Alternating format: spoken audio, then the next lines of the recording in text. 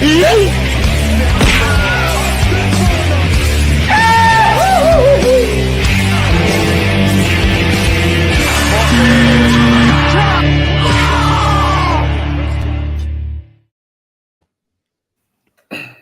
everyone. Welcome back to Left Side Schwanz. I'm your host, Shane Sullivan. Joining me, the co-hosts Jacob London and Jeffrey Kahn. And today we are talking about, well, the draft happens. A lot of things about the draft happen. We're going to get into most of it, not quite all of it. We're not going to go through every single pick. We're going to go through the first round, and then we're going to talk about, the thing that everyone's talking about. The Ravens taking a kicker. I mean, it's the biggest story of the draft. Justin Tucker is gone. Yeah. Justin Tucker, not stunks.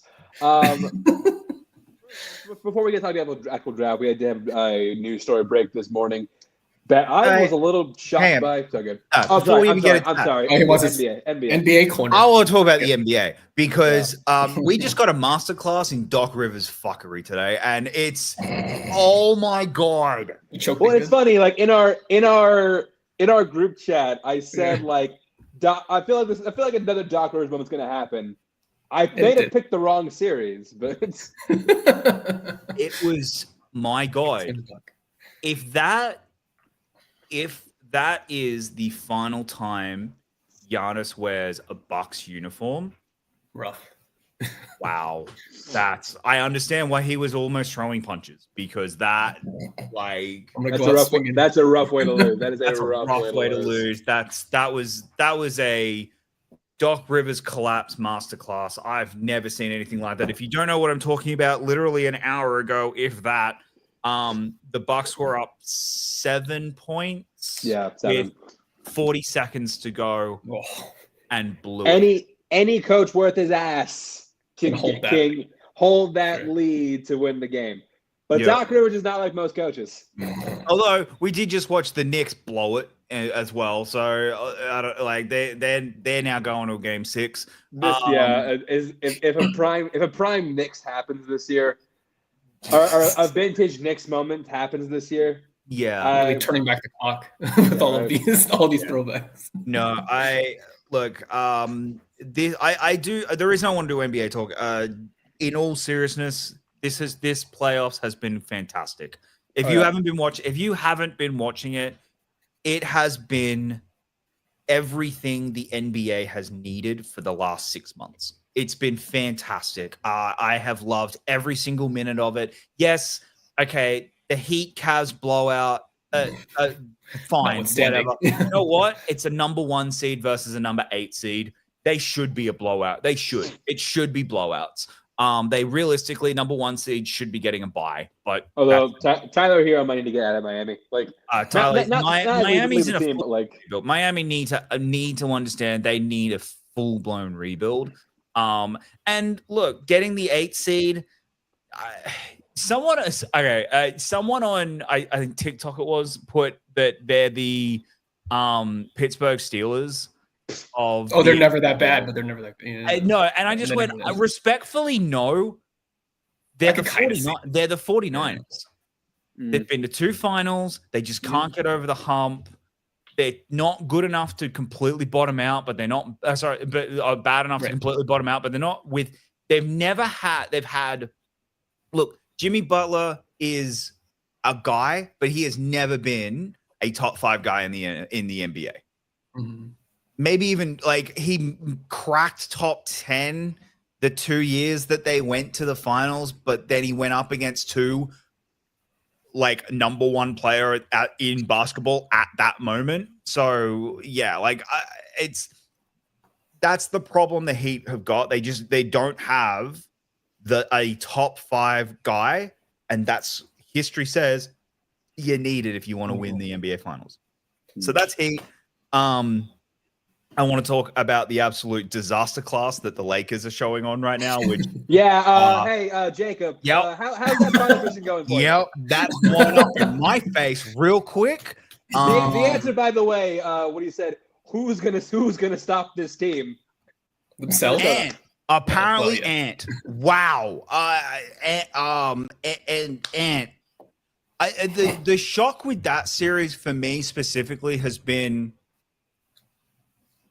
how bad Luka has been.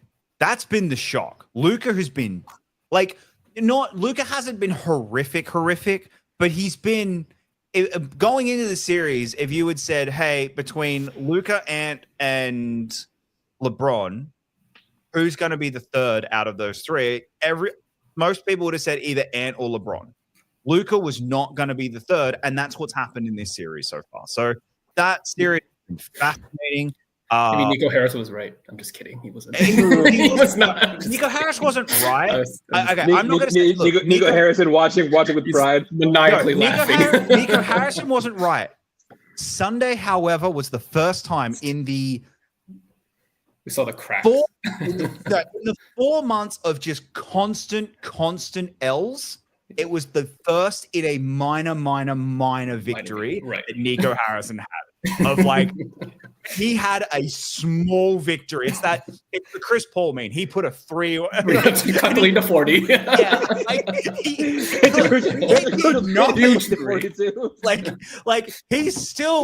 is still behind by 1,000. But congratulations, you got one win. You got one. I'll give you that 1 point. Okay, so all the negative points doesn't really balance out. Yeah. The other kind of the best series right now, and I'm kind of devastated because I can't watch it because I can't watch Game 5 right now because we're doing this. Nuggets Clippers has been amazing. Nuggets Clippers has been amazing. And way more competitive than I thought it would be, considering the Nuggets fired their head coach a week ago. Yeah, it's ignited them. It's been fantastic. Again, I know we're an NFL show. If you haven't been watching the NBA finals, playoffs, do yourself a favor. It's been fantastic. It has reignited my love of this sport. I don't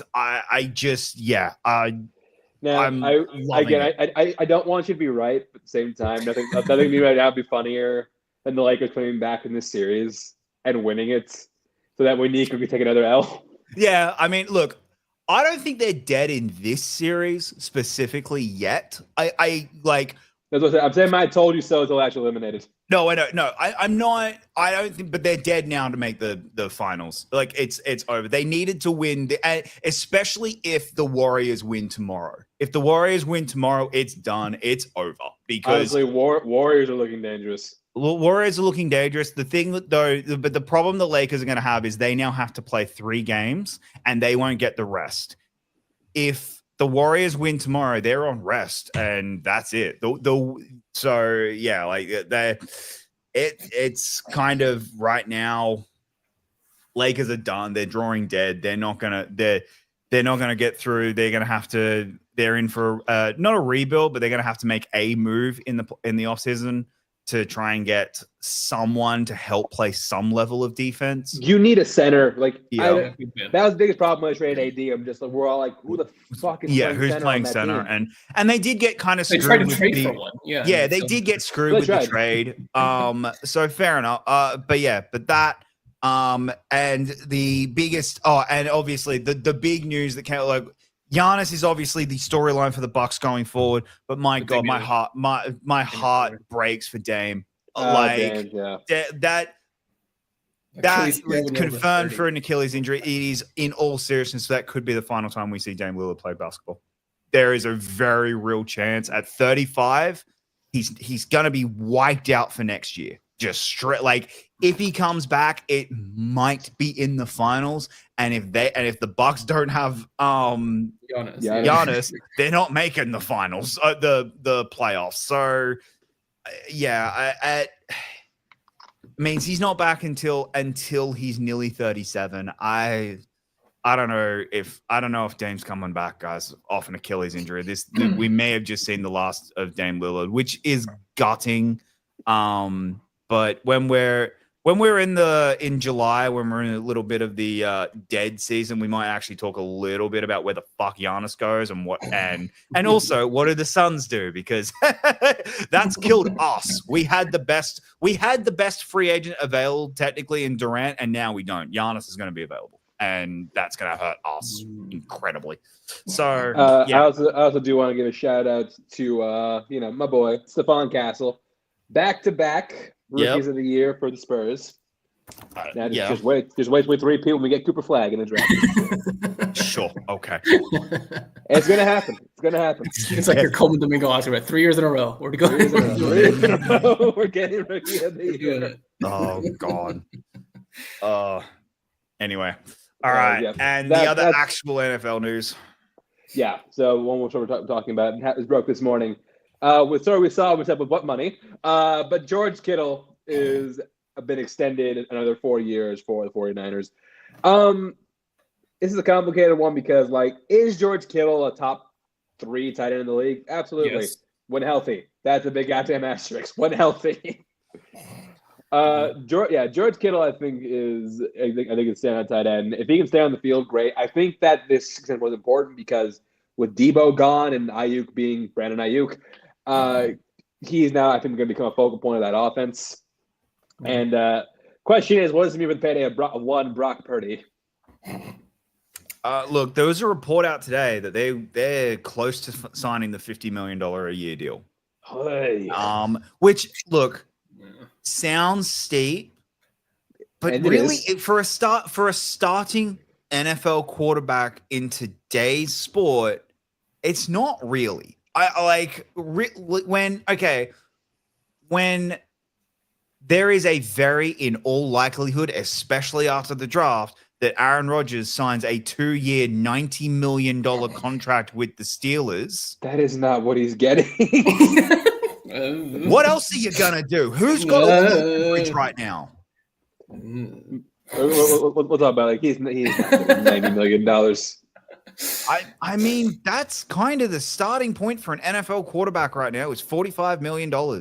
It just is, guys. But if you're gonna pay a dude $50 million, you better be a guy that can do it by himself. And I don't think Brock Purdy can do it by himself. Yeah, they're probably just scared of the alternative because Brock Purdy's better than anything else they have. The $50 million today in the NFL is not $50 million even 5 years ago.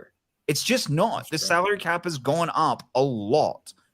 When wide receivers are now getting $40 million a year, it's not the same. So I'm not quite as this is going to destroy them as some people are, because I think that's just the price of a starting NFL quarterback in the NFL right now. Yeah, we can not like the money plus understand why they would do it. So yeah, it is probably too much, but we probably have to do it.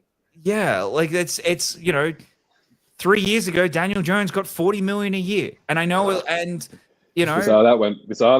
I know we saw how that went, but that was the market value for a quarterback at that point, and market value for a starting quarterback. But is at least a starter. Yeah, but that's my thing. If the 49ers are going to bottom out, okay, then trade him. You cannot start him this year then. If you have to then take a season of eating your medicine, because guess what? Then you're franchise tagging him next year, and the franchise tag is going to be even worse.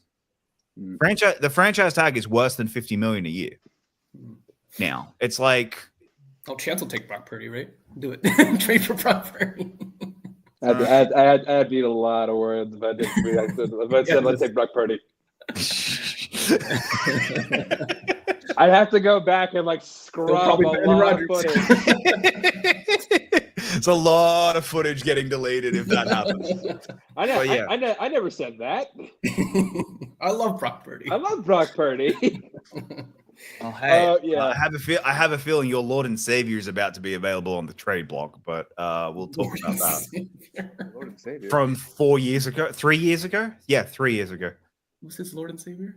Kenny Pickett. Yeah, Kenny Pickett. I have a feeling he's about to be available. It's going to be a 5-way quarterback battle. Kenny Pickett's back, guys. He's back in the folds. Kenny Pickett and Mason Rudolph back in the all the retreads. Let's just run it back. Let's go get your biscuit. No, not all right. We're doing it again, boys. Oh, Get the band back together. Hey, he's got Super Bowl experience. He took a snap too. He threw a pass. He threw a touchdown in? No, Not in the Super Bowl. Not in the Super Bowl, no. They didn't score, yeah. Okay. All right. Yeah, let's talk about what team to do. Let's talk about the NFL draft.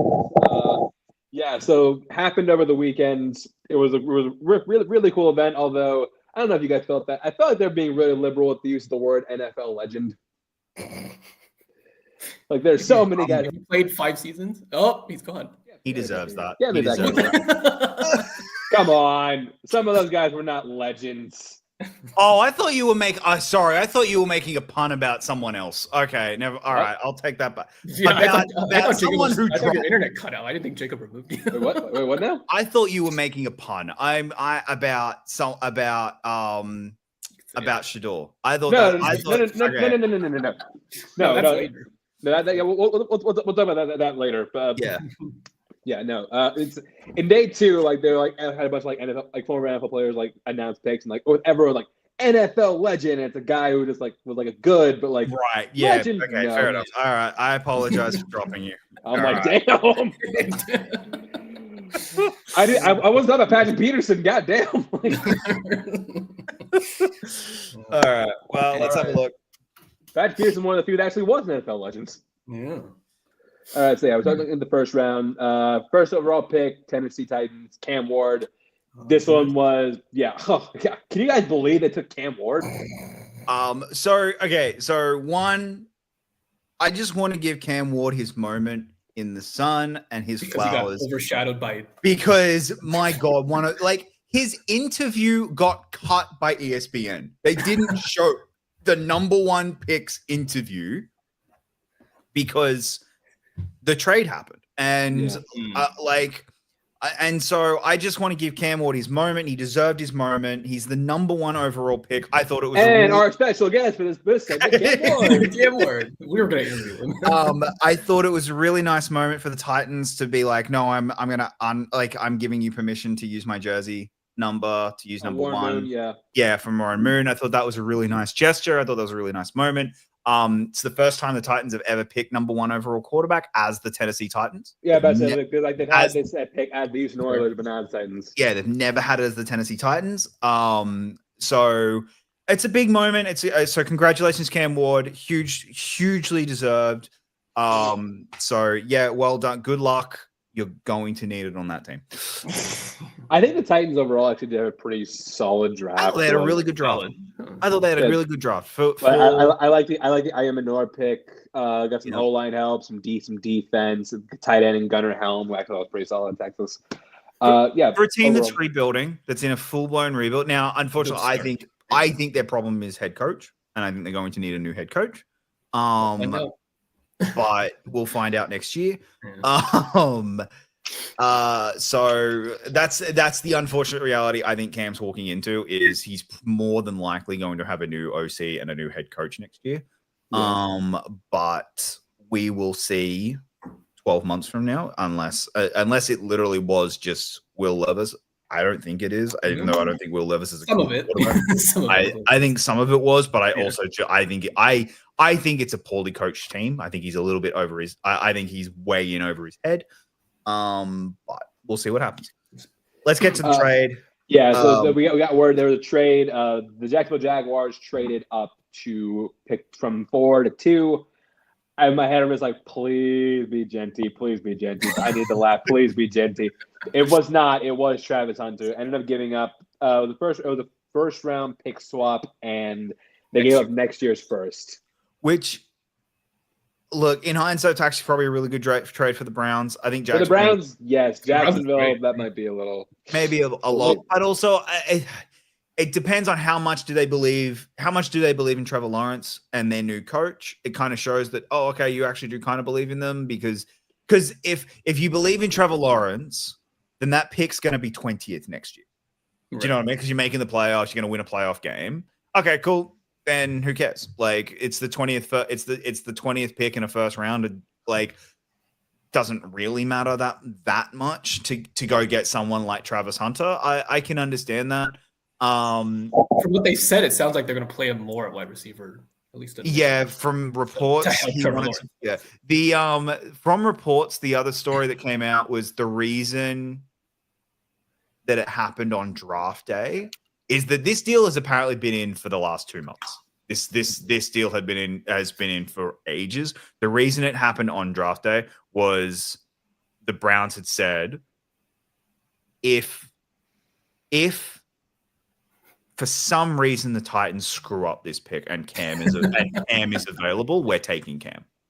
That was the only reason why this wasn't known months ago, is because they were like, if we trade this and Cam's available and we don't get Cam, and we just messed we up. we would never forgive ourselves. So it makes sense why it was on the day. But yeah, a good pick by the Jags. Browns, I think, stockpiling. So we knew this one. Giants didn't fuck up. That was impressive. They were smart. Well, at this juncture. Well, for this pick, yes, they were smart. I think the Giants had an excellent draft. I think the Giants had a very good draft. We'll talk about that in a second. Abdul Carter. This also does make Kayvon Thibodeau very tradable. Oh, it does. Yeah, they picked up the option right on the same day. Which they picked up the option. I'm just like, okay, that's interesting. Interesting. I think that is to make him tradable. I think that's the reason, is to, because you don't want to trade someone who is off contract at the end of the year. You'd rather, end of this year. You'd rather, hey, I've got them for 2 years, and then we can convince them to stay. When we extend, we've at least got the option there to lower our amount. Like I understand why you did that. You're right though. It does probably put him. Thibodeau is definitely on the trade block right now. So yeah, it is. Yeah. So we'll talk about the Giants draft when we get to the other thing they did. Other than that, New England Patriots, Will Campbell. Yeah, that was one we definitely called as it happened. Smarts. Yeah. Fuck the Patriots, but we'll count that him getting emotional and say, I don't know. I really love.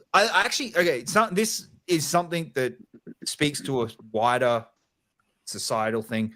I kind of just really love that at the NFL draft, everyone wears their emotions on their sleeve. It's just and I love that no one gets like laughed at or criticized for it. It's just everyone's like, this is the biggest moment of your life at that moment. You're a 22, 23-year-old kid who's just had your entire life dream announced very publicly.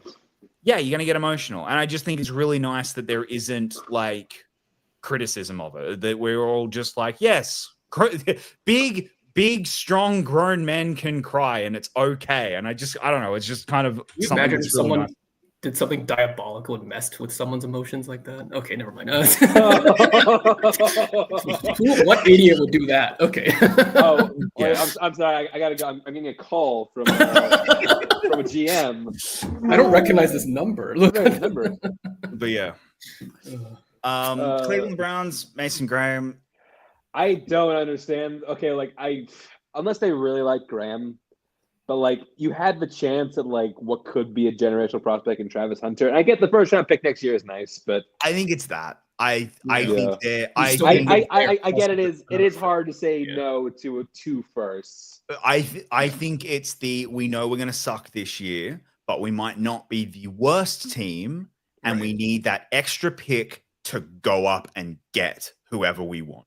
I think it's that. I think that is why, because if Arch does go next year, which is a big thing, I don't know if he will actually, if he is going to be. Yeah. But not only that, both Mannings played 4 years.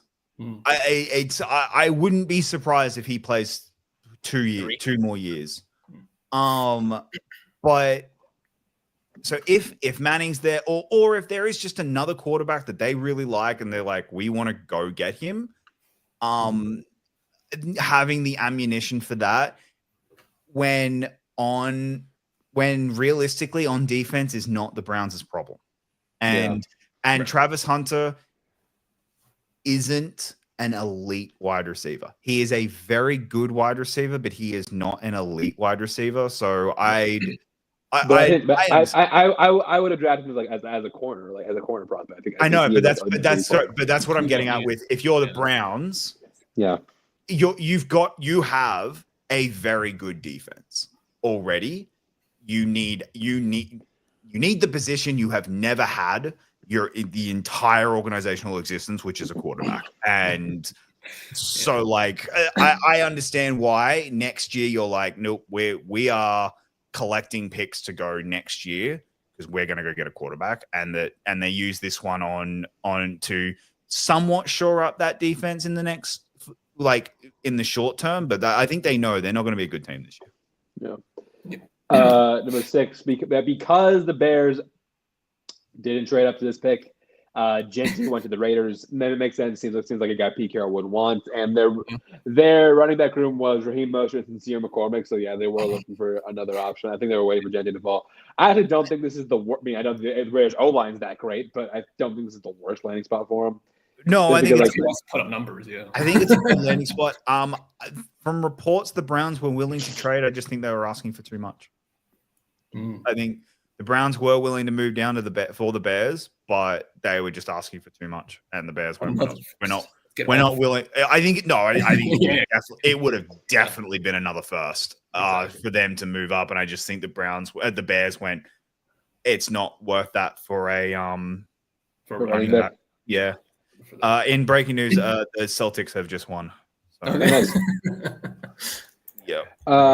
Up next, Jets. They did the smart thing. Armand Membu definitely got it. It feels like that Jets O-line is in like a permanent state of rebuilding, but still, that was a smart pick. The Jets right now feel it's probably the most happy an organization can possibly feel right now when Johnson's your owner. But like they kind of feel like, all right, we're finally rid of the bad. No. Like it feels like we're going to start making smart decisions, right? And again, I don't know if that's actually going to be the case, but like it's feeling like the adults are now finally in the room, and we'll see what happens with that. I kind of really love. I love for the Jets that Aaron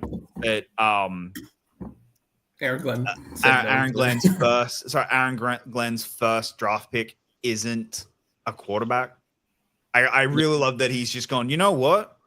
I've gotten a cheap quarterback in free agency. If he sucks, he sucks. I don't really care.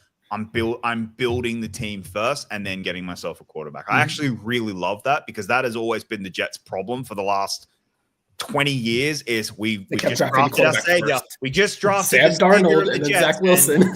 Justin Fields. Yeah, but like Aaron Rodgers and Justin Fields. But that's my point. Like we just got the savior to the Jets, but we've not done anything. But because we constantly have to keep spending so much capital on a savior for the Jets, we've not built the rest of the team. And then so I actually really love that. Nope. We're going to suck for a couple of years because we're rebuilding the team. And I actually really love that. Up next. Not as a Bills fan, you know. But love this pick from the Carolina Panthers. Tetairoa McMillan, the best receiver in the NFL draft. Get a big body type for Bryce Young, like we said. Like when your number one receivers are Raccoon Boy and aging Adam Thielen, you need somebody. Look, I am confident this dude is going to be good. He's going to be a stud. I am excited for Bryce Young, besides the Panthers fans who get experience Tetairoa McMillan on a weekly basis. Other than that, NFL gave him a draft grade C. I get it. They needed help on defense. They did address edge with their next 2 picks. Nick Horton round 2, I thought was a really good pick. Yeah, look, the other Etienne. But this is the Bryce Young prove it year, so you have to. The sad part about the Panthers is you kind of you are in that Bryce Young prove it year. If the offense is awesome and the defense sucks and you lose games, that's actually probably the best case scenario for the Panthers this season. Right. All right, cool. Yeah. We know know we have the quarterback, and now we know. Like we're not going. Well, like we know. Let's build the offense. Like let's build the defense. Sorry, you're not. Then we're set at quarterback for. So you had to go. I think it was the right choice. You've now got here a genuine bona fide talent at wide receiver, which you had at DJ Moore, but obviously you used him to go get Bryce. Well, there you go. Now you got DJ Moore 2.0. Exactly, and that's my point. So it's like, all right, cool. We've now got him. Let's see what he can do, and it's going to be a really good learning because I actually think, look, the Panthers are building a nice team. I think they've got the head coach. I really like him as a head coach. I think Bryce kind of showed flashes last year. Towards the end, yeah. Yep. Once he'd been in the system for a while, once he started being believed in a lot, like once it went, all right, we've benched you. Now you're back. We believe in you again. Show us why. And he did. I think for Bryce, they're now showing a little bit more belief in him, and I actually think it's going to start working for him. So, yep. And the biggest sigh of relief in the world for Chance. That yes, this is where he went. This is where he went, and he doesn't have to buy a Cowboys jersey. Even if T-Mac went to the Cowboys, I wouldn't buy his jersey. So no offense, T-Mac. But T-Mac, you've been marked safe from Dallas and San Francisco and any other team in the North, not for Steelers. Now, Panthers. What would you say about trade already for T-Mac? Couldn't even. I can tell you, the man kicks puppies and he steals from charities, and you don't want that in Carolina. Send him over to Pittsburgh. We'll give you some nice stuff for him. Actually, the surprise. We'll talk about it a bit more with Steelers, but I think the surprise outcome that came from the draft in general with the Steelers, not who they picked, it's that Pickens is still on the team. That's a little bit surprising. That one, like I did think like if he was going to get traded, he was going. I thought there was like a 50-50 chance that he was not going to be on the team this year. Given that draft has passed, and he's still on the team. I feel like he's probably on the team now. He will be on the team now. Furthermore, I'm not sure, but potentially, depending on what happens at quarterback and what happens at. Depending on what happens at quarterback and what happens in the season for you guys, he could be off the team by the trade deadline. He could be. I'm not ruling it out. At the same time, though, I do feel like he will be on the team for the season. But it's also going to depend on if he holds out or not. That's the other thing. Really? If he starts kicking up a stink because he wants his contract. That's why they signed Robert Woods. He's at workouts. He's at workouts right now. So okay, cool. Number 9. This is one we're all monitoring. I am not surprised they didn't take Shedeur. What I am surprised was who they actually picked, Calvin Banks. And the reason I'm surprised is since 2020, the Saints have used, we count out 1, 2, 3, 4. Yeah, since 2020, 4 of their picks have been O-line. And I don't think they've had like an O-lineman truly work out since probably like Ryan Ramczyk. They really haven't. Just retired. But it's also one of those. It's one of those like they kind of had no choice. Like, what else are they gonna do? They kind of got no choice. I mean, I thought they would have gone. Yeah. I thought they would have gone defense. Thought they were going to go quarterback. Yeah, but you've got an offensive head coach, first time head coach, kind of wants to start building a little bit. He's going to have a rookie quarterback most likely. Like a young quarterback because Carr's most likely out for a while. So yeah, I get going O-line. Well, in this case, young is an operative word, but yeah, it's true, relatively speaking. Yeah, young is relative in this case. All right, this was the first WTF pick. This is the first big what the fuck pick of the night. Because then they do the Colson Loveland. It's just like the more I think about this pick, the dumber I feel the Bears are. Because one, most people didn't even think he was the best tight end, right? And and the fact that he was picked this high, it was like, pick this high, pick to a team like Bears. You have dire needs of both O-line and secondary. And you opt for a tight end when you're currently paying Cole Kmet. Right. Yeah. I don't. It kind of feels like the Bills drafting Kincaid. like when they still had Dawson Knox. A little bit, yeah. I wasn't drafted as high, but it kind of feels like that. They also weren't paying Dawson Knox. Yeah, it's true. Yeah. You know, I don't know why. I have a feeling that's the thing that I don't understand it.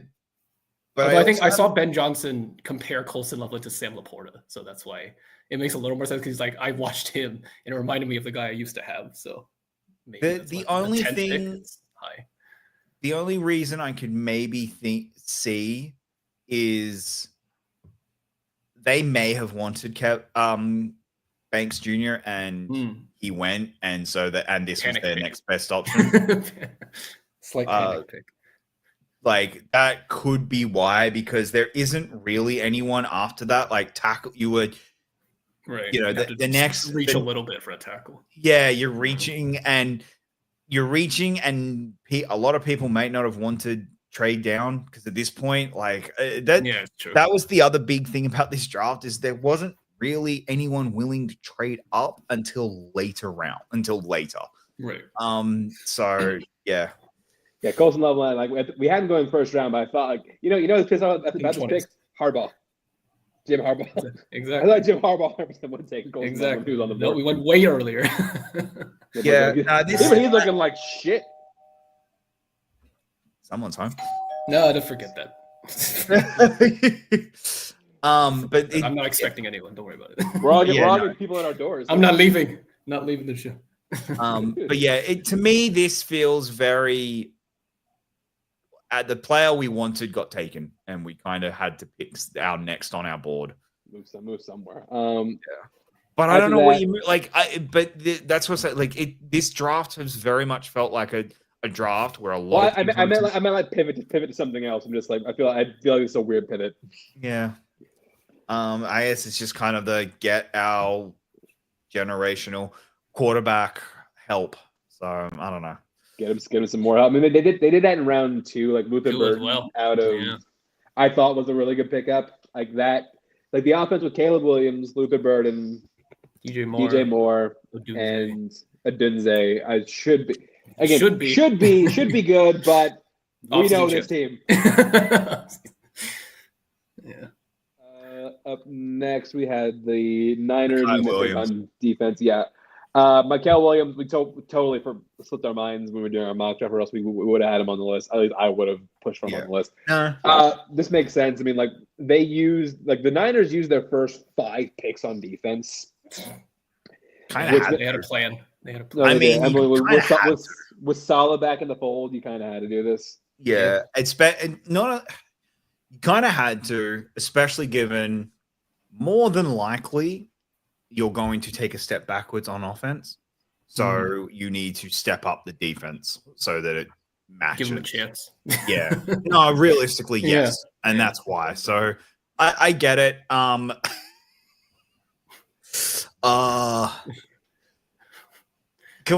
we just all collectively laugh at the Cowboys? Yeah, I don't understand I don't understand the rationale behind this pick. So wasn't it like 3 of their offensive linemen are now named Tyler? Yep. Yeah. Look, I don't. That's why they did it. I don't hate the pick. It's a massive reach. Like you really need it, and you need. But the receiver would have been helpful. But also, you're just gonna double CeeDee Lamb, and they've already beaten you. Yeah. And also, defense needs like massive help. Yeah. Defense needs help, but you could. I don't know how much of you have been watched the live reaction. You could see from what's his name? The Cowboys defensive. Oh fuck! Eberflus? No, defensive player. What's his name? Micah Parsons. Parsons. Fuck! Sorry, my brain just decided to turn off. Parsons couldn't believe it. He's just like, what the. When he hears Tyler, he thinks it's Warren, and it's the funniest thing because he is like, "We got Tyler Warren." Wait, okay. What? We got Tyler. And then he has to, and then because obviously it's now a teammate, he has to say it's the funniest thing of him going like, "He's a good player." Oh, I love him. I can't wait to work with him. Like, oh man, it's like you like. Parsons, you can get away with that when it's McMillan earlier because you're like, damn, I really wanted him, but someone else got him earlier, and it's like, damn, we were too good last year for us to get him. God damn. When it's the player's still available and you don't pick him, it's a bad look, dude. It's a really bad look when you do that. Don't prematurely celebrate. Yeah. But yeah, the Niners put a lot of again the Cowboys. Aside from that, didn't draft a single receiver. Nope. There's rumors that they're going to reunite with Amari Cooper. Yeah, that's Good luck. Cooper's most likely going back to the Cowboys. Good luck. Good luck. I mean, that offense needs all the help it can get, and this draft did not give it to them. Up next, the Dolphins. Yeah, Kenneth Grant to the Dolphins. This is a little surprising. I thought they would have gone O-line here, just because I think they went O-line second round. I think they went O-line second round. Well, no, they did. They got a stud in the second rounds, in Jonah Savayanea. Yeah, but that was also the only O-lineman they drafted the entire time. Okay. Well. But yeah, no, it's again the Dolphins. I do not understand that organization, and I never will. And it's just funny, and it's funny. It's genuinely funny. Yeah, this was absolutely puzzling pick. I don't get the. I like Kenneth Grant. I really do like Kenneth Grant. He's a guy I actually did want in Pittsburgh, but I mean, I wasn't gonna pay that much to get up there to take him. Yeah. The Bears taking Colton Loveland, left Tyler Warren on the board for Indian Eagle, like their chop set. Obviously, they took him. Great pick from the Colts. Excellent pick. Like it fills a need. It gives assuming whichever quarterback it is. Yeah, assuming Richardson is their starter, which at this point I don't know. It gives him another weapon. It gives him a really good tight end is a rookie quarterback's best friend. Like it's very good. The Colts are in a lot of trouble, but when Tyler Warren was there, you have to take him. At that spot, you had to take him. No, yeah, I mean, it still makes sense. I feel like he might have been the best player on the board at that point. So yeah. And also that dude just screams Indianapolis Colts. I do like he the does. pick. Yeah. Atlanta, kudos to you. Atlanta currently. We'll talk about the other thing later. But they finally took defense.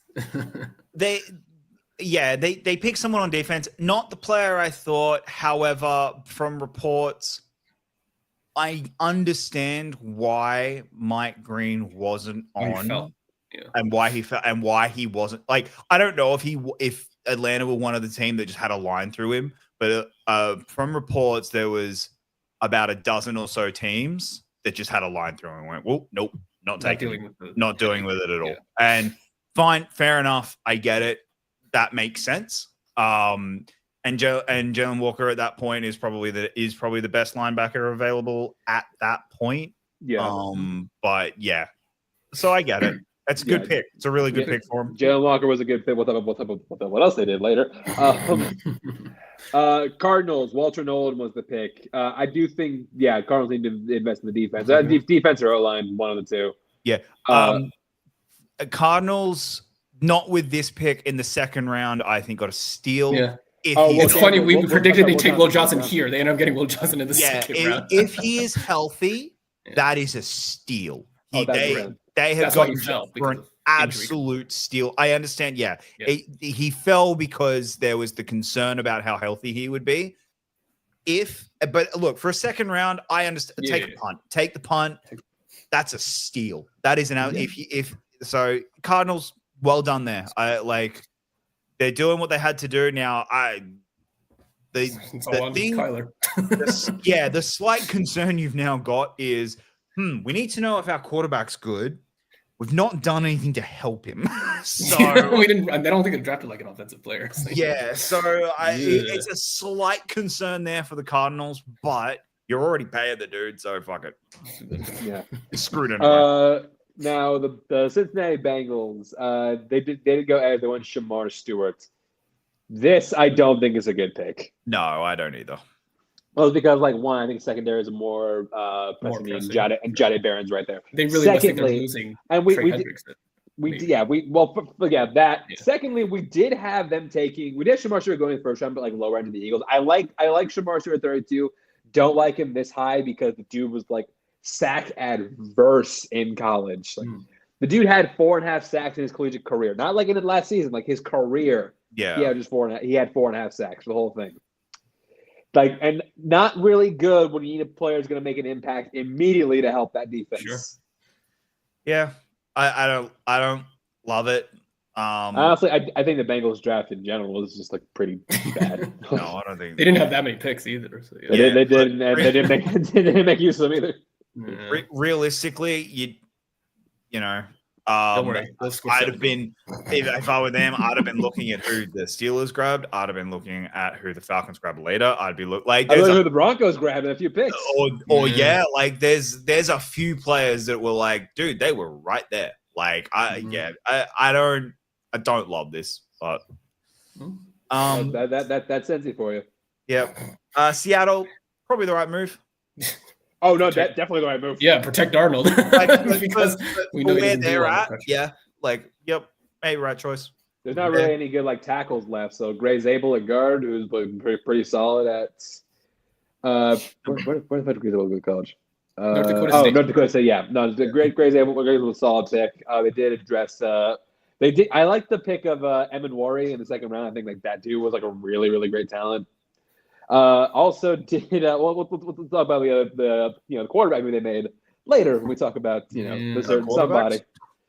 Yeah, we'll talk about that in a second.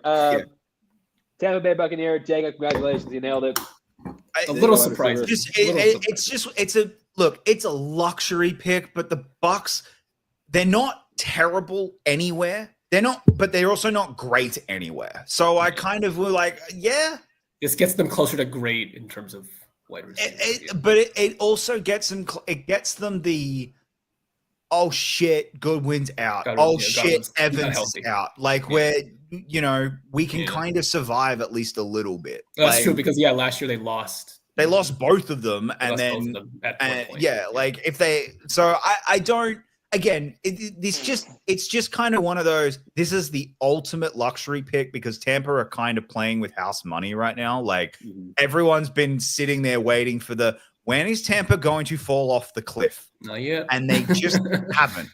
And so it's kind of like fuck it. We got free money. We can play. It's like that one joke at Austin Powers. Why won't you die? Yeah, so like I get it. It's free money pick. What I do I like their second rounder, like Benjamin Morrison at Notre Dame. I think is like a really, really great corner.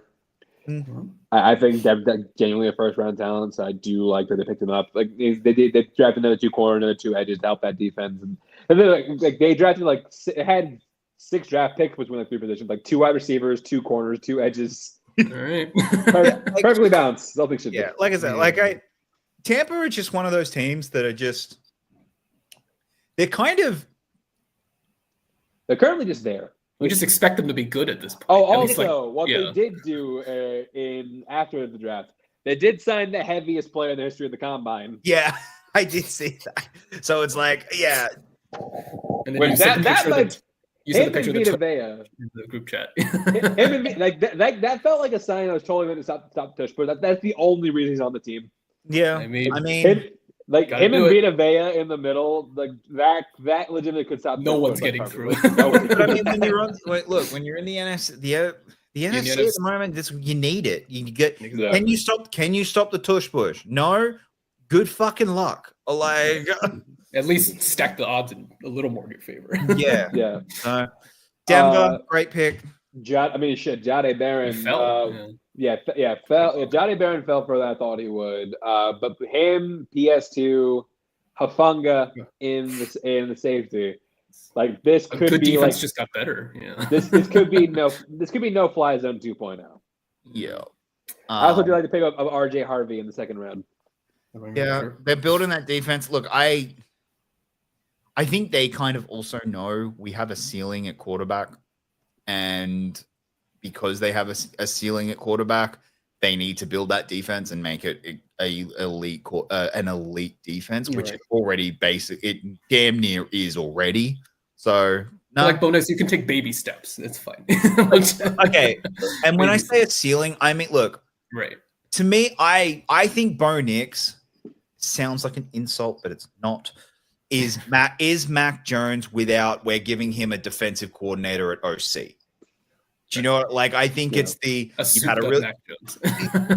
I just think it's not. It's just he's taller, Mac Jones. we have seen where Bo Nix his probable best season, if he might go a little bit better, but we've also kind of seen his worst season, and it's the exact same season.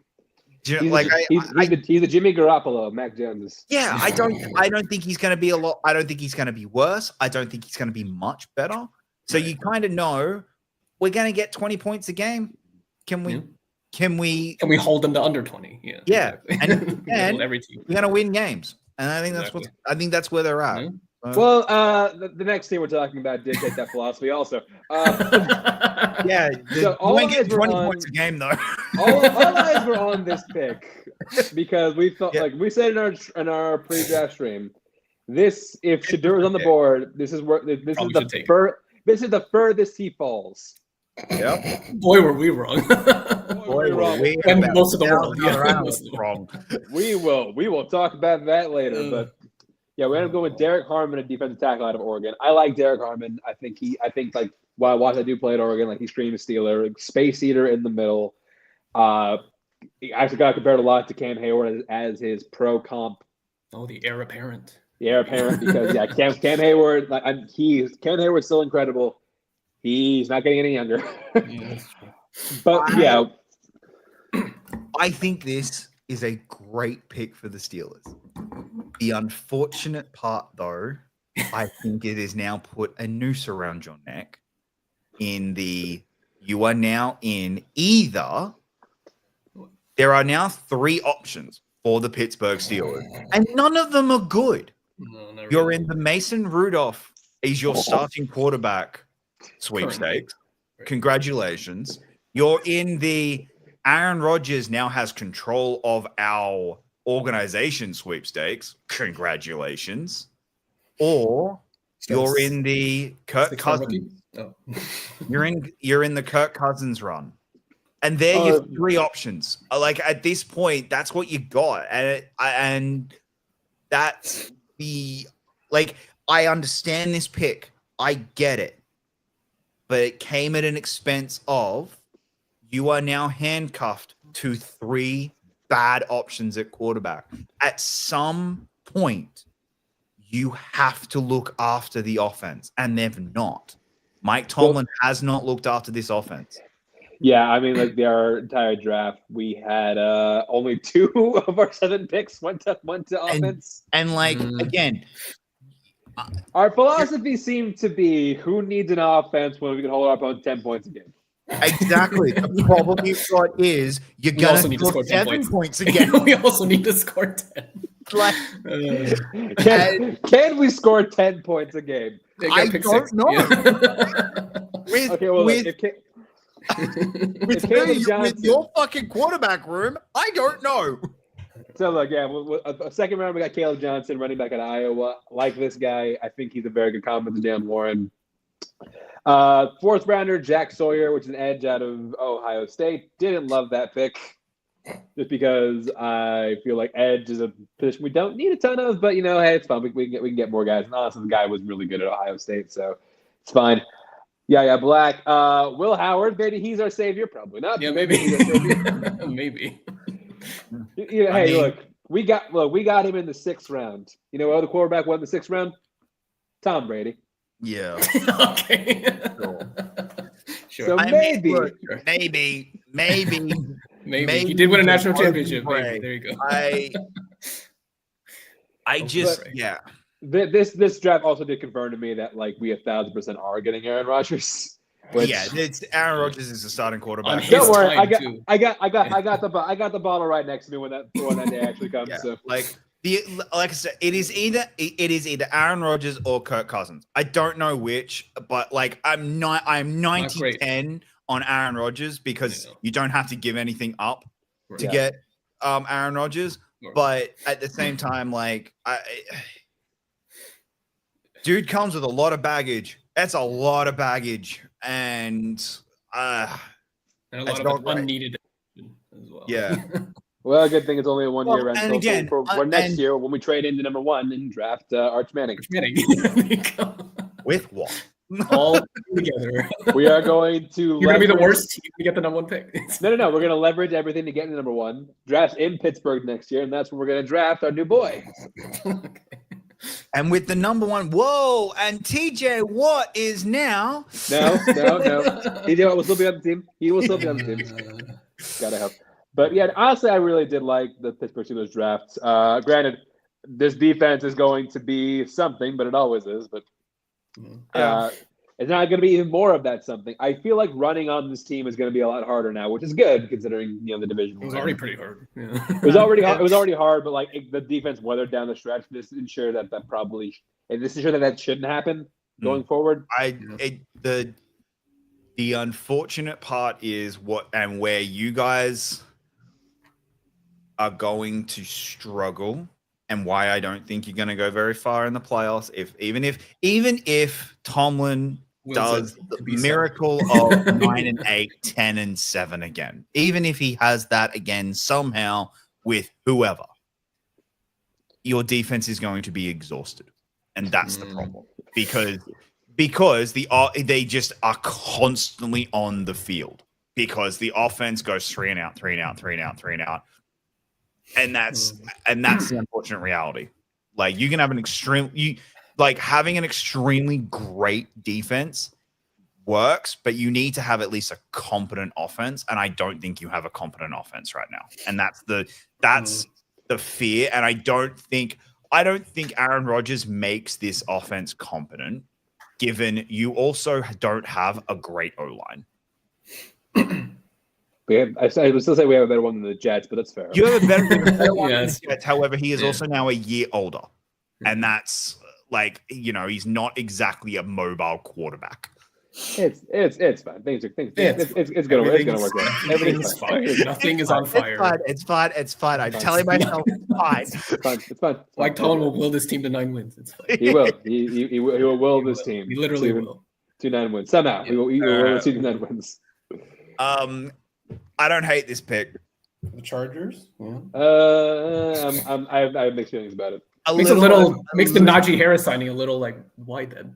Not really, because it's it's Jim Harbaugh. The guy loves to run the ball. But also, like you need to give somebody. You need to give Jordan. I'm sorry, I wasn't Jordan Love. You need to give Justin Herbert somebody to throw it to at some point. Yeah, I mean, I do agree there, but I also think because like what's stopping you from like loading the box and like stopping? Because like who scares you at receiver? Ladd McConkey. Lad McConkey, right? I mean, he was the best. He was the best wide receiver that got drafted last season, outside of the Giants kid. Neighbors. Outside of Neighbors, McConkey was the second best. Brian Thomas, receiver. Third. So Brian Thomas. Brian Thomas. He's Yeah, third. fair point. Still. I'll give you that. Sorry, I didn't watch. He's falling further and further down. All right, I didn't watch much Jags football last year. You did. I'm like, I'm not scared of a boy named Ladd McConkey.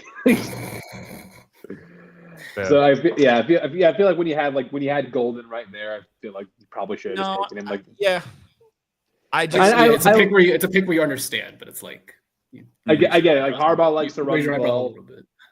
They did draft some other receivers, but it's like at some point the whole like myriad of wide receiver twos is going to break. That basket's going to break.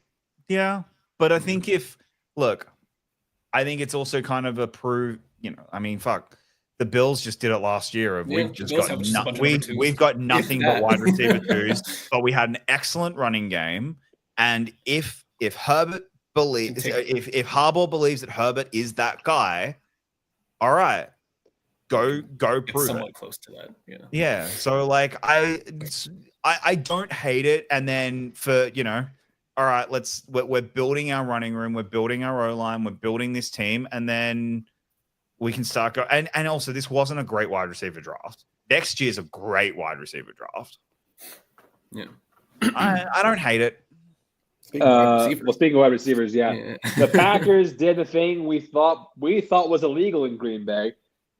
Drafted a 20 wide receiver in the 20 first plus round. years. First time since 2002. I think if they did not go wide receiver here, There'd be riots. there would have been a riot in Green Bay with a guy named Matthew Golden not Green and going gold. to the green and gold. Yeah. There'd have been a fucking riot. It just makes sense. They had a good draft. I thought they had a half decent draft. No, Packers did. They did pretty solid. I mean, the best thing they did was take Golden first overall because you need somebody. Their draft, their day 2 and 3, decent, pretty solid. I like the picks up at edge and Anton Bolton at other tackle. Shout out to Tom Grossi for announcing a draft pick at number 7, and ESPN didn't show up, but NFL Network did. So shout out to NFL Network. Yeah, Vikings didn't have much in this draft. They only had like 5 picks. Yeah. I don't think they really knocked it out with any of these picks. As currently, again, these picks could work out, but like on paper, I don't think any of these picks are that impressive. Yeah, they kind of. I don't think they're that impressive, but I also think they were kind of in that Tampa area where it's like, what else are we really gonna grab right now? Like, now here's where some fuckery started. Yeah, we got word the Giants traded with the Texans back into the first round, which RIP Texans, you desperately needed a first round lineman. they did. Hmm. Look, the Texans trading, I don't understand because the Giants didn't. It's not like it's the Giants overpaid to move up. They didn't. I think the Giants they paid the right amount to be able to move up. I think and realistically, they probably should have gone to the Vikings. And maybe they tried and the Vikings said no, and so they went to the next one because from reports is they were scared the Rams were going to take him. They were like, we have to get in front of the Rams because there were the Rams were hinting very strongly that they were going to be taking him. So that's why they were like, we have to get in front of the Rams. And I think that, and unless the Vikings were just like, no, we want a first round pick. The Houston doing it. I mean, Giants, well done, but Houston, that was a mistake. You desperately needed a first round. Like when they started flying on the board, I expected Houston to try and trade up to get something. Yeah, but they didn't do anything. They didn't get a first round pick back from the Giants either. They did not. No, that's my point. Like for what if they you got a first round pick, then you can understand. They got a second and a third. Like realistically, and a next year's third. Like realistically, I was not. You should have asked for more if you're going to do it. Yeah, that was not smart. I don't think it was a great trade for Houston. But yeah. Oh, well. But yeah, they ended up trading up for Jackson Dart. So Jackson Dart was the first quarterback after Cam taken. Yeah. This is when we thought, okay, maybe Shedeur will go to the Rams. The Rams then trade out of the first round because the Rams got a first round pick from Atlanta. Yeah, this is what I like the aggressive the Falcons trading back in the first round again to their edge. James Pierce. This is about James Pierce. It's the first rounder next year. That's the one I don't understand. You could have probably gotten him where they were going to draft him next. But yeah, but it's not that. It's that you just saw the Giants paid to go one ahead of you, right. And you're spending more. Like that's the thing where it's like, what are you doing? Like, are you that desperate for James Pierce? Yeah, that's what I didn't. Apparently, they really love him, but yeah. Yeah, like I like the pick. You're spending money on defense. You're spending capital on defense. Capital. I understand it, but yeah, yeah. The first round. I like the rest, but the first round or next year, I think is a little too much. Yeah, it's not high, at least for Atlanta's sake. I don't know if you did as well, but I screamed pretty loudly at the TV at the next pick. Yeah, I did. I did. I screamed. All these teams jumping them, and the Rams like, "Oh, we'll just take." We'll just take. I screamed pretty loud. So easy. I wanted Starks badly. We'll just take the best safety in the draft. Best player available. When he was falling, I was screaming, going, oh please, Keep like going a little bit more. just a little like. And then when he went to the Ravens, I was like, fuck. So yeah, like because look, I'd have been fine if he went to the Falcons. If the Falcons took him, fine, whatever. I play him. We'd only ever have to play him once if we made it to the more often. Fine, but it's Baltimore. Like it's like they're a team we have to go through, and I just at a position of need. Yeah, position of need, and this.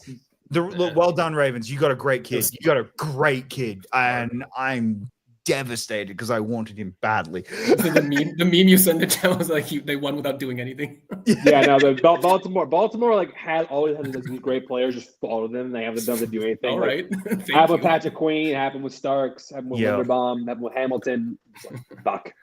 Yeah, and I was just like, God damn it. So yeah, no, well done, Ravens. So yeah, they also drafted Tyler Loop. You are dead to me.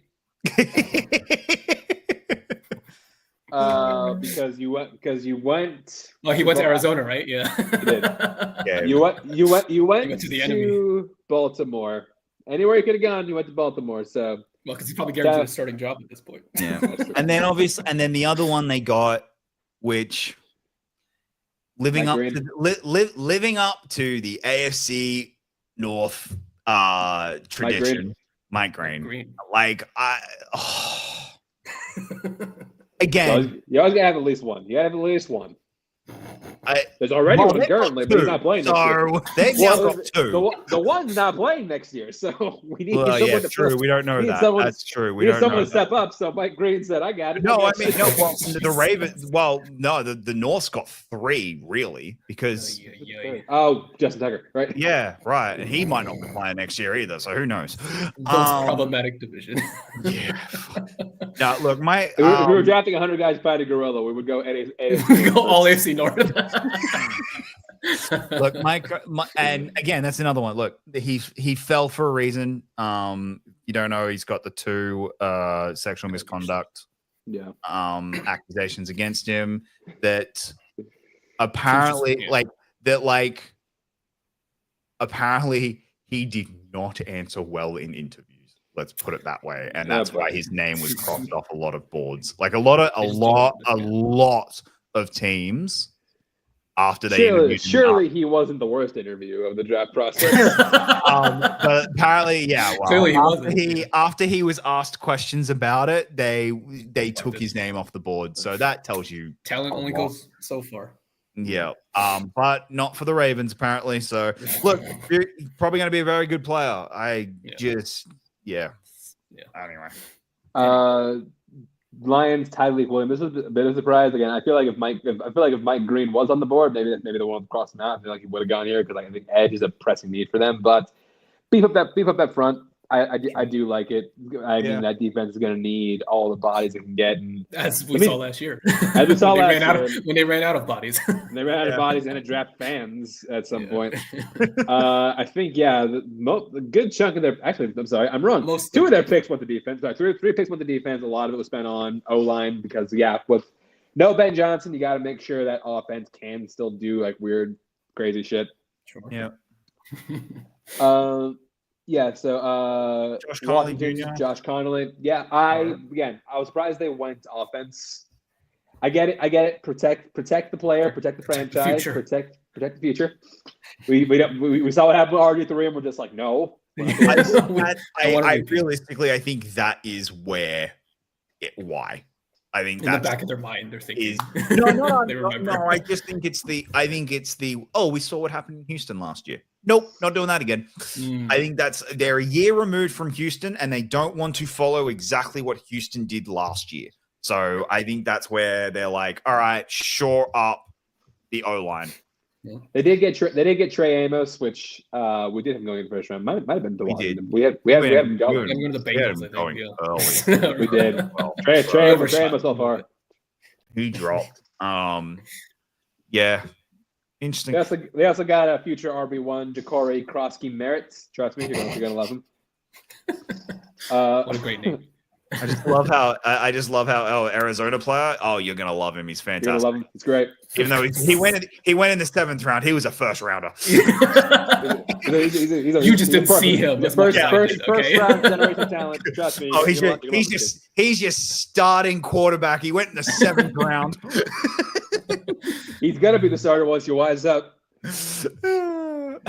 All right. Yeah. Up next, your boys, Buffalo The Bills. Bills. Let me just say, a very, very good man. Not player, but like good man. Like that guy congratulated everybody who got drafted as they were going out. Oh, nice. Oh yeah. So, No, class yeah.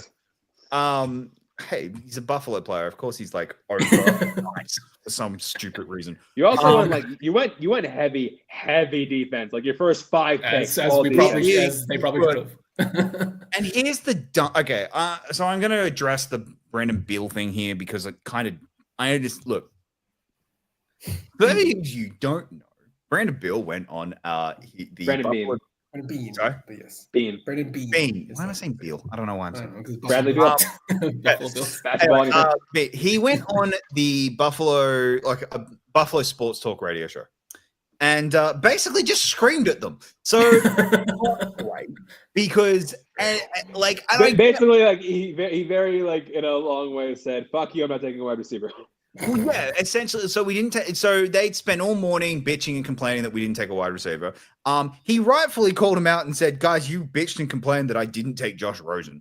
Like, he called them out on that. That's fair. Fair, but at the same time, like I don't think he was wrong. I don't love The way you went how. about it. The way you went about it. I don't know. I don't love it because it gets the impression that, oh, he's under pressure. Oh, he's feeling a little bit nervous. You can say, that- yeah. Even the littlest thing will set him off. Yeah, and that you don't love that. Don't love that. Because again, look, he's been given a grace period of about 8 years because he got the Josh Allen pick right. Don't know how much he's done well outside of it's like a what have you done for me lately? outside of D line, which we have, and O line. Sorry, I will say we have one of the best O lines in football. And our D line is good. It's pretty good, but we don't have edge and we don't have like pass rushers, and our secondary is a fucking disaster. And then like, so I understand. Didn't you just sign an edge? I guess when you just signed somebody an edge. Yeah, we signed Bosa. That's right. Yeah.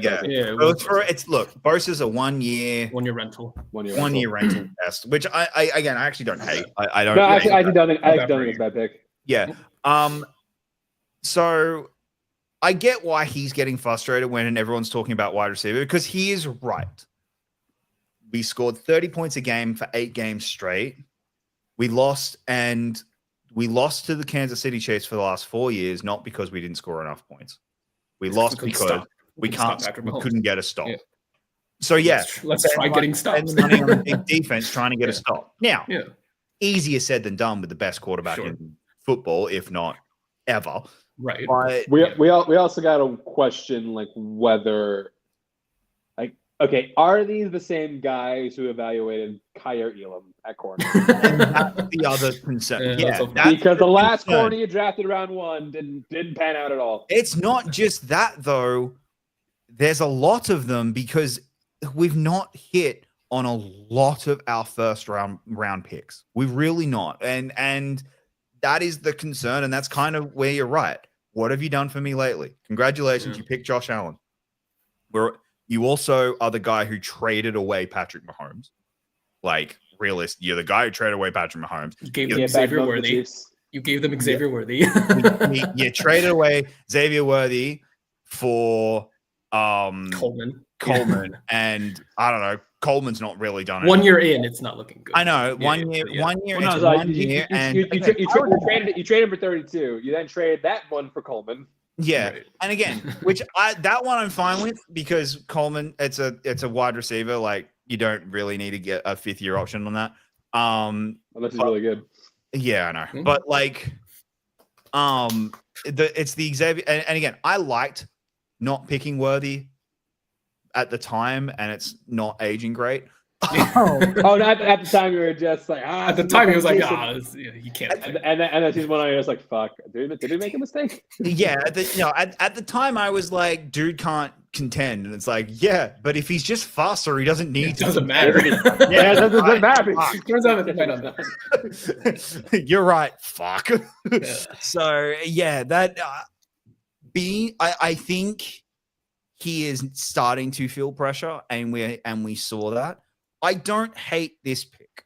Honestly, this pick is if scouts are really that scared by the Will Johnson injury, then yeah, this isn't a bad pick. Yeah, and that's the concern. Like, if there was, look, I would have loved Will Johnson, but if you're scared about the injury, and there was a lot of teams and clearly a lot of teams are scared about the injury, fine. Fucking Harbaugh. Hey, the Chargers needed a corner, and Harbaugh went, my Michigan boy. Nah, I'm good. Sorry. Hey, sorry, brother. You get yeah. I don't trust your help. that to me was the biggest red flag of, oh yeah, no, dude's fucked. Dude's probably not going to have a career. If Harbaugh went, I'm not drafting my Michigan boy. So yeah, that I like this pick. I like most of our draft for the most part. Yeah, I mean, I think your first pick was really solid. It was heavy on corners throughout. Heavy on corners. You picked like 3 corners. You picked three corners. Heavy on defense in general. Because I think we know our secondary is not great. Yeah. I kind of wish we were a little more aggressive with trades, and we're just not willing to be aggressive with trades, which I don't understand. We're in a win now mode with, I don't understand why we weren't aggressive with, hey, Minnesota, hey, Rams, hey, like Starks. We could have gone, he had fallen, and yeah, so that gets a little annoying, but anyway. After that, remember when Eagles fan wanted Howie Roseman fired a few years ago? Right, just keeps getting good players. This draft was another Howie Roseman masterclass. It's another Howie Roseman. How the fuck he ain't getting fired? How the fuck do good players keep following get away you with this? Seriously, what black magic's he? Jesus Christ. Jihad Campbell, who they tried to trade up for, but then they didn't take it. Oh, we didn't need to. Yeah. End up falling to him anyway. We traded one spot with the Chiefs. One spot. Which I have a feeling that had more to do with, it wasn't that the Chiefs were going to take him, it was that someone else was going to someone else was going to trade up. Trade up. I don't know who it was. I didn't see a report. It was someone who was going to trade up and grab him. Oh, I think it was the Browns. The Browns wanted to trade up. Oh. Jihad Campbell, Zach Baum, Jordan Davis, Jalen Carter, and now Ty Robinson, who could very well be a Michael Williams. Milton Williams replacement. Good luck running on this team. Yeah. The Eagles very well could have the best run defense in the NFL next year. Yeah, very easily. Very, very easily. No, somewhere Brenda Song screaming. Yeah, Brenda Song screaming in agony. God damn. Damn it. And then next, look, Josh Simmons. I don't hate this one. No, I think it was the right pick. This was the correct pick. They had to go some form of goal line. And Josh Simmons, arguably I don't know how he felt this far. He was arguably the best left tackle. I think he was coming off an injury from college. That might have been. But, I think that's why. But you know who could have used Josh Simmons? The Texans. Yeah. Yeah. Fair. Really could have. Apparently there was someone. Who was it? There was someone who was considering trading up, but then they just couldn't. Oh, it was the Saints. The Saints wanted to trade up, and the Chiefs said, "No, we're not moving that far down." But yeah, so that was the first round. Notice somebody who did not. How about the elephant in the room?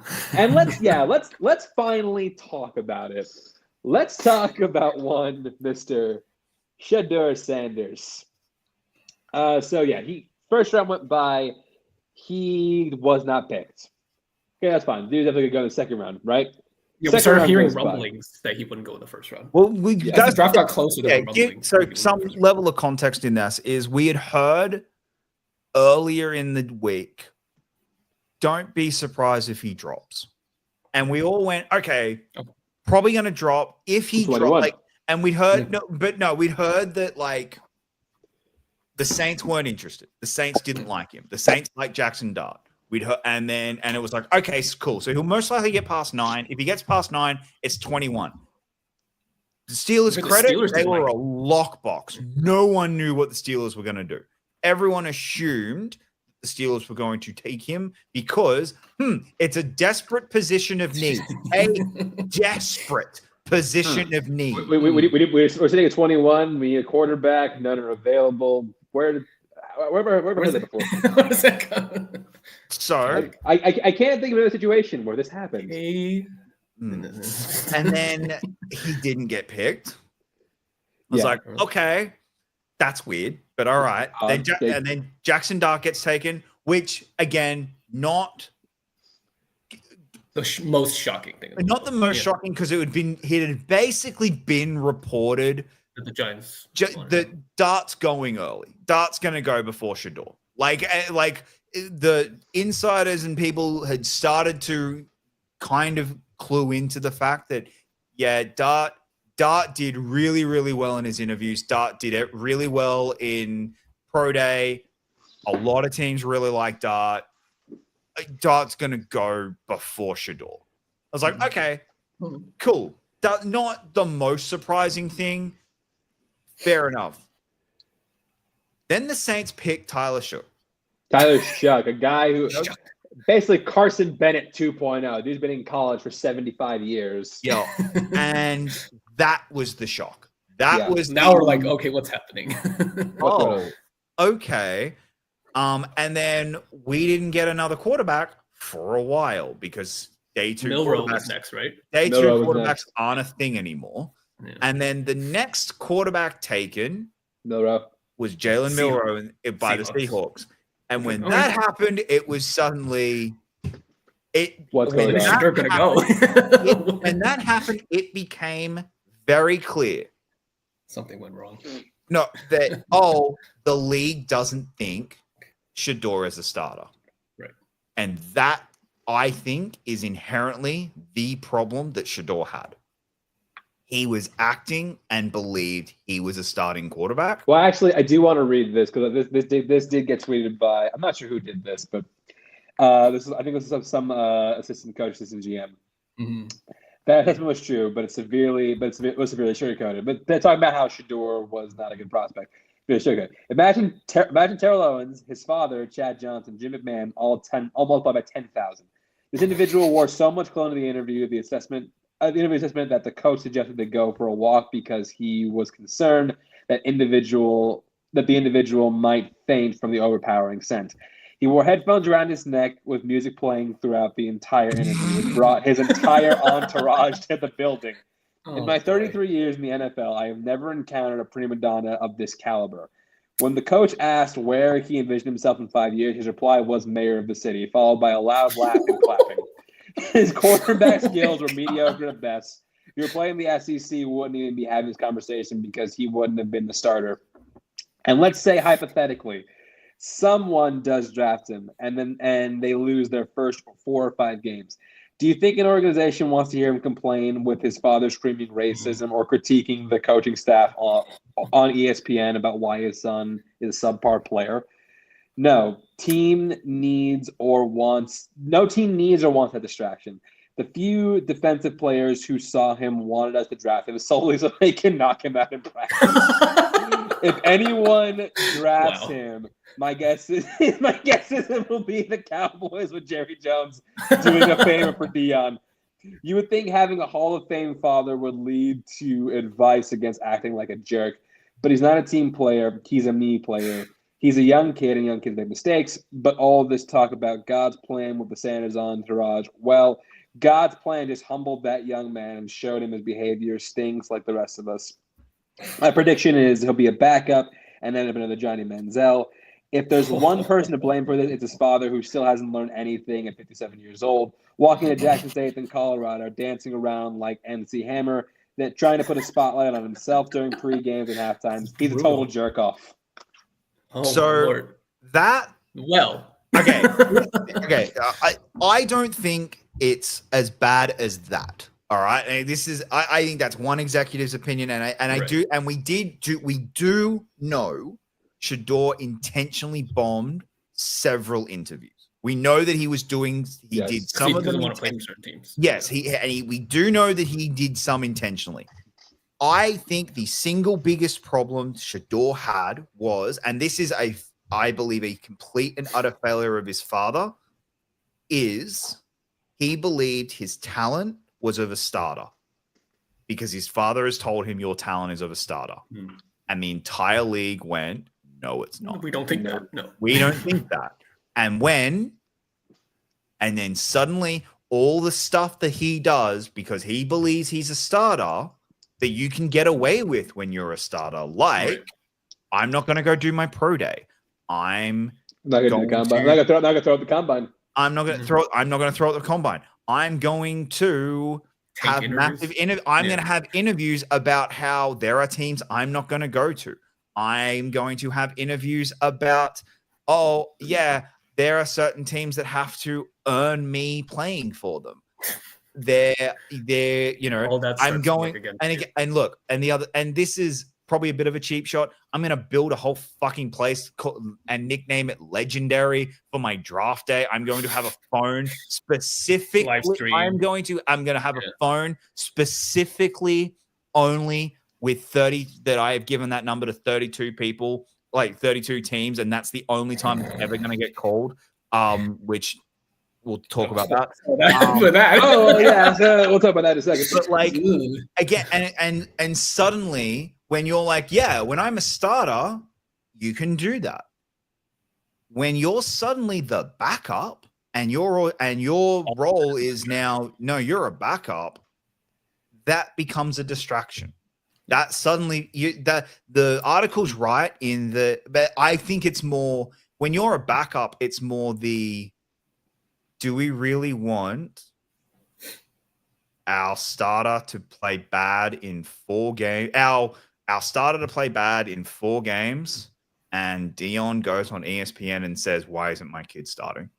Why isn't my kid playing? It's racism. It's blah blah blah blah." And again, look, I'm white, so I can't say this, but like, I don't think race specifically played a role here. I think Yeah.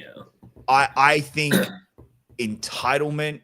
No, entitlement's the wrong word because I don't think like I just think it Ego. was not understanding. Some of it's entitlement. Yeah, Some of it's not understanding your actual skill level. And I think the problem with that is his father has hyped him up his entire life. And that we've seen this once before with another player, and he went first overall, and he got away with it, and then he couldn't be a backup, and it was Cam Newton. This was Cam. Cam was the flashy big guy who was like, "Oh, I can do whatever." Got drafted because his talent was worth it, and then when he went there, the talent was worth it until it wasn't, and then he couldn't get a backup job. Cam Newton is still right now one of the 64 best quarterbacks in football. He will not get he will not get a job because it's too big of a distraction. It is just way too big of a distraction to have that in your team. Yeah. So yeah, he keeps falling. Falls out of second round. Falls out of third round. Falls out of the 4th round, and then goes to Cleveland of all teams. Who had already drafted a different and whose coach and GM looks so thrilled, so thrilled that they just grabbed Shador Sanders. Now, I do wonder, can the league force the Browns to be on Hard Knocks because the QB room of Deshaun Cosby, Joe Flacco, Jesus. So Kenny Pickett's, who's that? Dylan Gabriel and Shador Sanders has to be like that. Only rivals the Giants in terms of like how Right. odd and strange Yeah. this collection of men is. Okay. So first off, that room, Watson not on the team, not playing this He's not season. playing, I yeah. will be shocked. I don't think Watson ever plays for the Browns again, let alone football again. Like I It's would jury's be, out, yeah. I'm shocked if he played football again at this point. So that leaves 4 people. That leaves Kenny Pickett, Who's that? Old man Flacco. Flacco, Dylan Gabriel and Dylan Dylan Gabriel, Gabriel, Shedeur and Shedeur Sanders. It's why I think Kenny Pickett gets traded. I think someone they He go. gets traded twice in the same offseason. I do. I think he gets traded for a 7th. 4 teams somewhere. in 3 years. I think he just gets traded for a 6th or a 7th somewhere of like fuck it here because my belief is Flacco is the starter. Week 1 at least. Yeah. I think Flacco is the week 1 starter.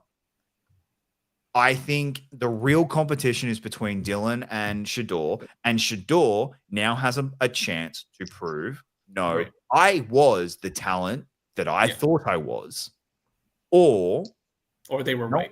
or they were right. Because guess what? Right now, he ain't guaranteed a job come September. Right. He's on the outside looking in of the 53. Because if they don't trade Kenny Pickett, one That of them could be- has to get cut. Yeah, 4 clean. One of them's getting cut, and a 5th round getting cut is pretty easy. Well, So- honest, the funny thing is like he kept like, what am I going to get drafted? Goes to Cleveland, which are arguably worse than sliding in the draft. Yeah. I mean, that's the thing. Like right now, I think it's also very, very clear that the Browns are getting a quarterback next year. And that Dylan Gabriel was picked as a backup, and then the owner went, Shadeur's a 5th. Fuck it, why not? Just roll Take the him. dice. Yeah, Just roll the take like I think I think it was an owner's pick, and you could see it on their face. And again, I actually don't hate it. I really don't hate the pick because of how far it fell. Yeah. because it's a 5th. Who cares? Yeah, Who exactly. gives a fuck about a 5th?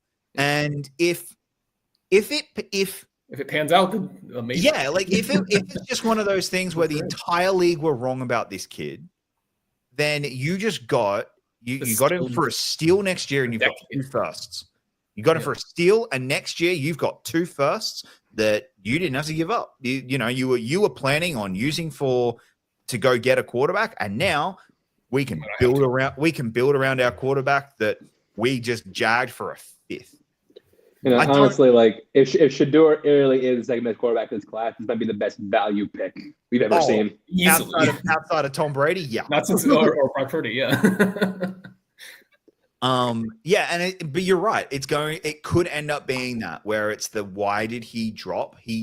And we all look back and go, they were all wrong that he was a starting talent, and he's, or like, because I reckon there was teams, and this was, I think if he had done the reason why I think Jackson Dart went so high, I think Dart and Shadeur's talent is basically similar.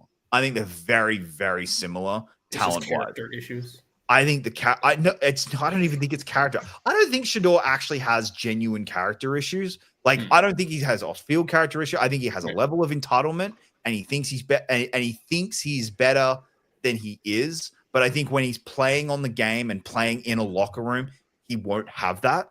If that makes sense. Like we saw that in Colorado, that like he locks into games and that. But I think when when Jackson Dart did the interview, it was yes sir, no sir, I can do this, I will do that, and Shedeur didn't. And I think that's and I think if Shedeur did the yes sir, no sir, he's now currently he's making starting quarterback probably. I think he's the starting quarterback for the New Orleans Saints or the Pittsburgh Steelers or the New York Giants at number 3 overall, and is making a lot more money than the $100,000 he got paid for this. So yeah. But yeah, the other one that we've mentioned and not really talked about. I do the prank call Yeah. Oh my god. It's a funny. It's a funny story. It is also it's a funny story for us to look at, but it does go to what I was kind of saying earlier. Oh, you're like that's a dick move to make. Like it's a dick thing to do. Yeah, but also like if you're gonna do it, and I would never condone someone doing this. If you're gonna do it, don't put a video of yourself doing it. No. Yeah. And like what evidence? What? Yeah, and like look, do I think there was a little bit of an overblownness to it all because it was Shador, because he fell, because I do think there was a level of that because hey, this is an underreported story that happens every fucking year that no one ever talks about because it does happen. Like every other player talks about how the fact that, oh yeah, I got pranked. Oh yeah, I got pranked. Yeah, I got pranked. Like there's a lot of people who talk about my number was out there and I got a phone call saying I'd been drafted by this team, but then I hadn't. Like that is a thing that does happen, which is really shitty because it does go to what I was talking about earlier of like, hey, this is one of the biggest moments. And you're robbing them of that moment. Like, so yeah, like that's shitty, but so it's kind of one of those ones like, I'm glad that people are kind of blowing up about this one. I just kind of wish we would have a bigger, broader discussion of, hey, how do we make sure it doesn't happen? And my favorite answer is fucking FaceTime them from now. like the draft call should just be a FaceTime because you know the reason why they do the call? It's the dumbest thing in the world. It's the greatest thing in the world. But it's the dumbest thing. Because you don't have to show your face? No, the reason they do the call is because when they started, they had to make sure they were still alive.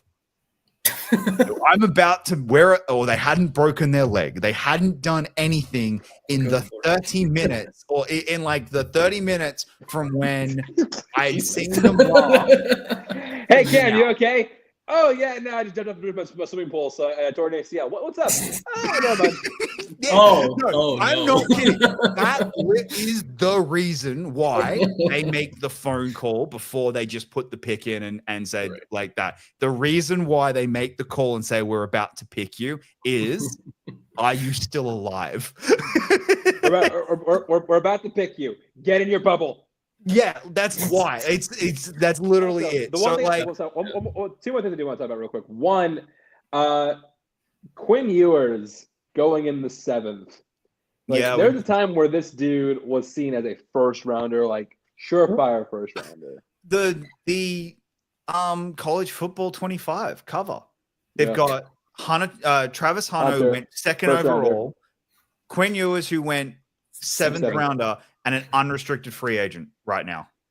Undrafted free agent. Sorry. Yeah, undrafted free agent. He did sign with the Jets. Oh, he did? Okay. He did, at the end, he didn't. He undrafted. Like, just wild. Just absolutely wild that. They sure know how to pick him. Yeah. Just don't do it. Don't be on the secondly, the Giants draft, and I don't think it was that great, most because you drafted you drafted a stupid son of a bitch out of the devil. They got Scatterboo. I'm talking about Scatterboo with Brian Daboll. Could be really fun to watch. Cam Scatterbo is not going to translate. Nobody with that nose is going to translate to the NFL. Look.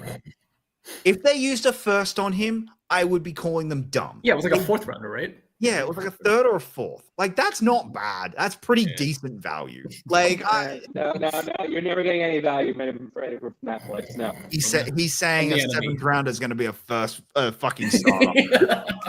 Hey, he will. Just watch when Drosky Merritt is starting. When Will Howard is starting for you in week 8. Yeah. Watch him. But yeah, I also think that like the kind of running back he is, the bruiser type, typically doesn't translate well. No, like I said, I don't think you're wrong, but I don't. It's a low risk. It's one of those take a punt. That's a whole kind of. I will say they were missing. Like if we don't get him and Tommy DeVito, that's why picking up Jackson Dart was a bad thing because like there's no chance we get him and Tommy DeVito as the Italian Stallions. DeVito. So that's actually with the Giants. Which one goes? I think DeVito is the one who gets cut. Oh, I wouldn't be shocked I wouldn't be shocked if it's Jameis. Jameis Winston. Mm. That They Winston didn't kind know of, They'll cut Jameis. They're not cutting Jameis. but is Jameis going to be a third stringer? Like, someone will want him because someone's gonna get hurt. that's my point. Like, Yeah. he's going to be a third string. Someone might be like, "Oh, we need a backup." So, yeah. We'll see. Yeah. I do firmly believe it's DeVito that doesn't make it. Either the practice squad or he's getting cut. Yeah. So R.I.P. me R.I.P. QB DeVito. room of Russell Wilson, Jameis Winston, and Tommy DeVito. Tommy DeVito and Jackson Dart. The last thing with the Falcons coordinator's kid who did the prank. Look, that's got to be one hell of a fucking talking to from a dad. That's Remind me of that kid. Yeah. I'm glad the Falcons don't deserve any form of punishment. Like a guy, like it's You can't punish the father for the sins of this. no, I know, but The like son doesn't even work no, for. but it's because he Yeah. got the number from him. And, Yeah. yeah. Like but there's people who are Dumb talking kids about doing a draft. There's people who are talking about a draft pick taking from it. It's like, guys, No. like it's Nah. yeah. You'll be. This grounded. isn't it isn't that level of egregiousness. But yeah. That's gonna do it for us here today. Connor, where we find you?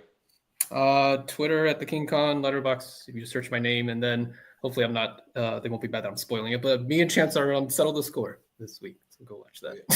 Is this week? I believe. Yeah.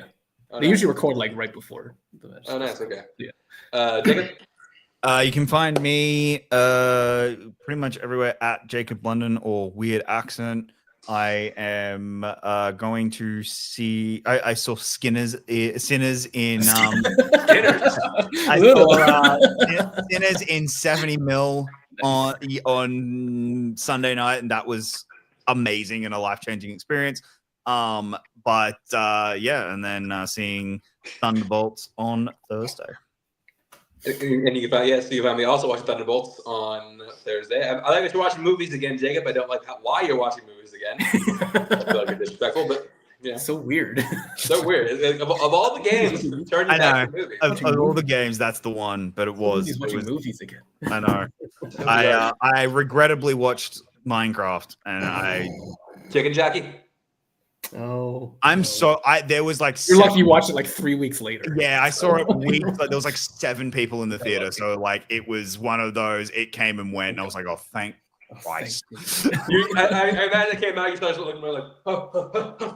I was in the back row, top corner, so I could be on my phone. It was like I'm not distracting anyone, and I'm on my phone because I really don't. Oh, is that why you were texting us? That I can do. He was so bored by the movie. So the reason why is because my wife works for a movie theater, and we were going to see Sinners straight after her when she finished. So, and it wasn't worth me driving back home to then. Yeah. So I was like, fuck it. I get free tickets all day. I'm going to go see shitty movies all day. And that's basically what I did. But yeah, I was like, okay, back row, back corner. And there was no one sitting in my row. So I was like, fuck it. I can be on my phone. I'm not distracting anyone. Anyway. Yeah, like we did get the live reaction of Jacob watching Minecraft being like, what the hell's happening? Oh, 30 seconds into that movie, and I messaged you. I was like, what the fuck? At the same time. You can find me on Twitter, check my chance, _91. Check out Twitter by chance. The podcast episode for the Prince of Egypt is out right now. You can listen to that. Our episode on Nora will be out very soon. We review the best picture every year. And after that, we're talking about sleeper hits at the box office. So, that's going to be an interesting episode to talk about. Other than that, thank you for watching, and we will see you next time.